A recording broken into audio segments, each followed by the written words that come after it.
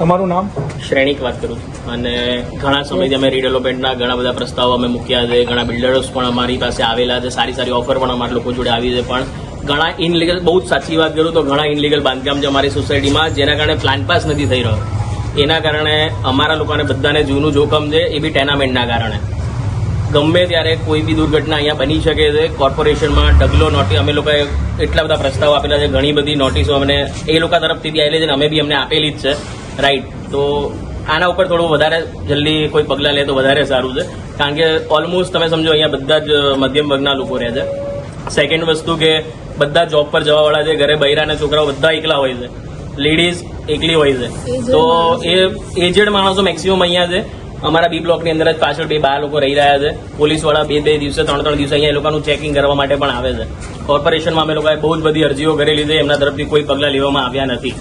સો આ વિડીયોના માધ્યમથી તો હું તમને બધાને એટલું જ કહીશ કે જેટલું જલ્દીથી બને એટલું જલ્દી આનું નિરાકરણ આવે કોર્પોરેશન દ્વારા. અને અમારા જે પાસ્ટ ચેરમેન ને જે બધા લોકો છે, એ લોકોએ અમિત શાહ સુધી બી અમે લોકોએ અરજીઓને બધું કરેલું છે, ત્યાંથી સારો જવાબ બી આવેલો છે. પણ કોર્પોરેશનમાંથી કોઈ કામ નથી થઈ રહ્યું, એ બહુ સાચી વાત તમને કહી રહ્યો.